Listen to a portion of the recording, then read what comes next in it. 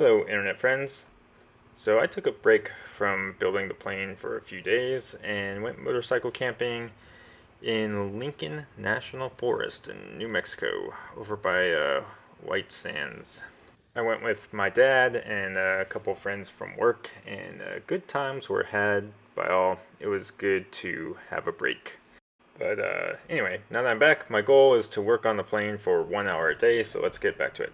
In this video, I will be fitting the outboard seat ribs to the, what's this thing called? The lower skin? I'm just going to call it the lower skin for now. Lower fuselage skin. So basically the skin that's going to be on the outside of the plane underneath the seats.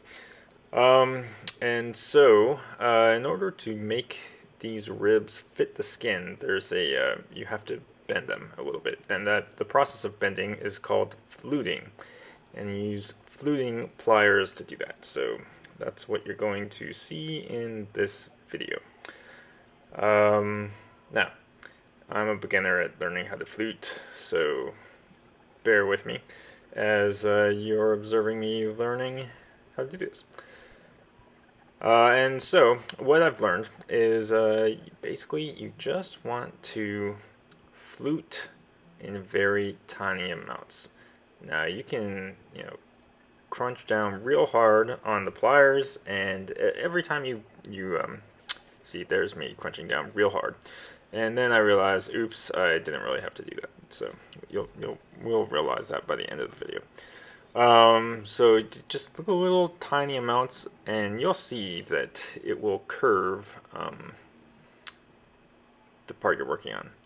And basically the bending of the flanges introduces a little bit of curve, so you can mate it to the skin.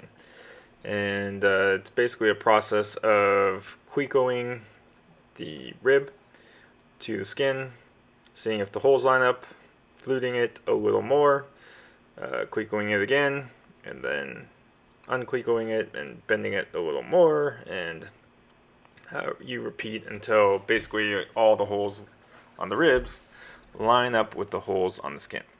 Now, a lot of times people ask, which kit should I build? This is one of the reasons why the RV-14 is awesome. Because all these holes are already pre-drilled for you, right? And you just need to make sure they line up. So this is a big help. There's other kits. The 10, I think the 8 is like this. Eventually the 15 will be like this. But this actually saves a lot of time. Now, as you go, you realize you don't have to clico it to realize if it's going to line up. You can kind of just look at it, and that's why I have this light pointed there, so I can look at it and see if the holes are lined up or not without having to clico it. And that makes it go a little bit faster.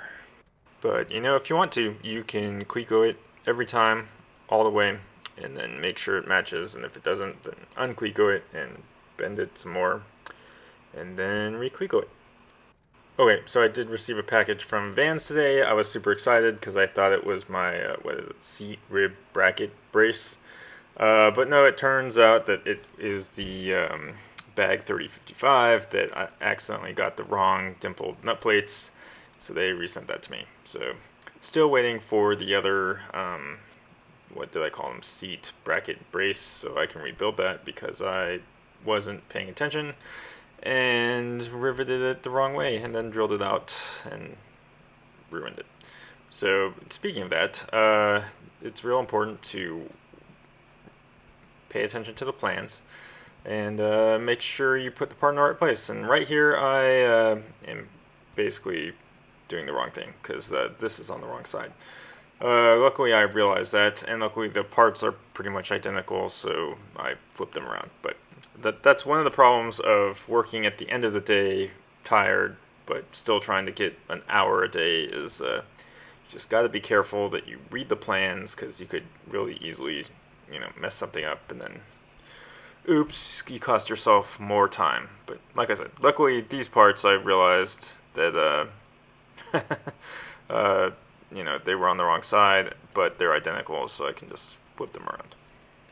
Okay, and this is what a fluted rib should end up looking like. It's really hard to tell that it's curved from this angle. But one of the important things that you need to make sure is that when you flute, that the bends go into the rib and not out of the rib, because you're trying to mate these to the skins. And so just pay attention to which way you're holding the fluting pliers, because the first one I did, I bent it outside, which obviously you don't want to do. Luckily, that's easy enough to correct by just flipping the fluting pliers over and just bending it the other way.